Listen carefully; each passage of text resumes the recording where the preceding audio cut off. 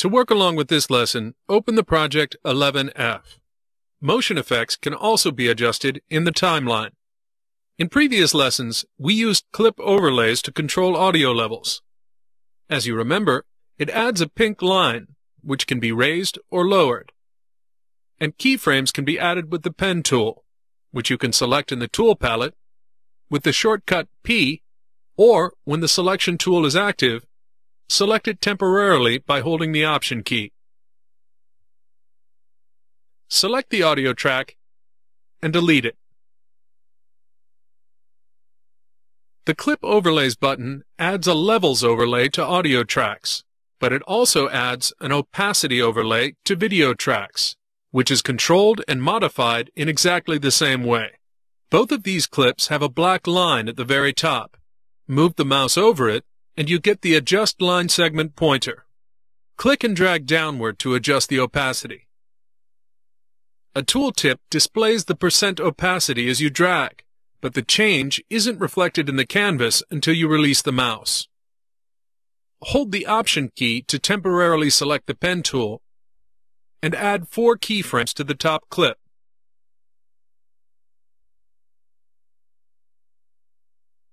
If you're having trouble seeing the overlay because of the clip thumbnail, hit Command 0 for sequence settings.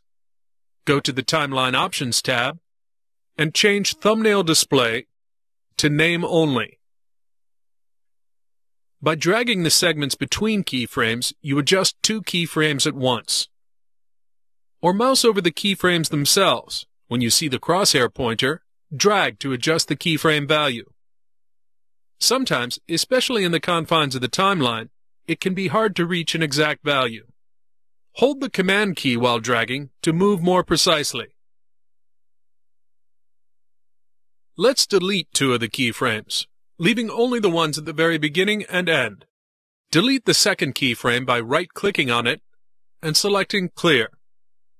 Delete the third one by mousing over it and holding the Option key.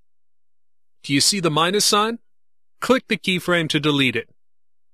Release the Option key and set both remaining keyframes to 0%.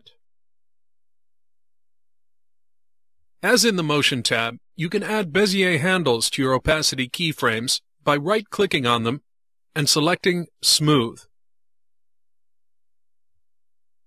Grab the blue dot at the end of the handle and adjust the shape of the curve by changing the handle's angle and its length.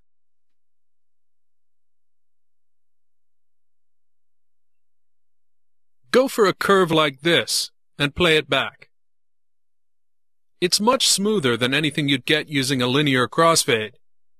It's a little more work, but the effect is much more polished.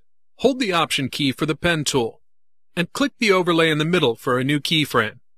Release the Option key, Control-click, and select Smooth. Something different happened. When we smoothed the start and end keyframes, we only got one handle. But when we smooth a keyframe that's in between other keyframes, we get 2 handles.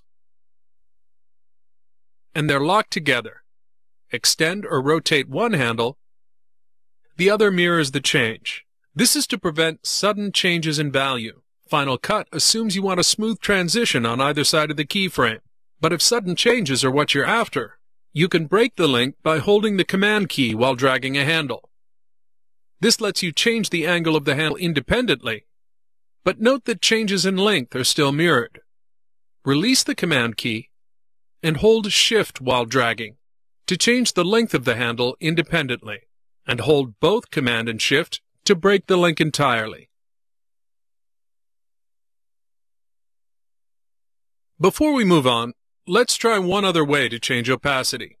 Adjust the keyframes like so we have some headroom.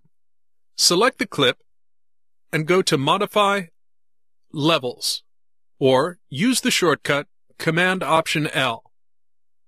We used this dialog when an audio clip was selected to change audio levels, but with a video clip selected, it changes opacity.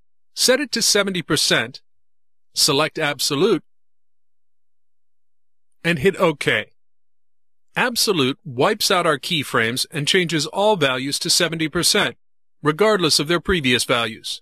Hit Command Z to undo. hit Command-Option-L, and this time leave it at relative and change the value to 150%.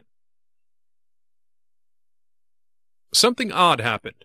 Only the middle keyframe moved. That's because we're telling Final Cut to adjust by a percentage of the previous value, but the outer keyframes are set to 0, and 150% of 0 is still 0. Put them both at 20% and try again.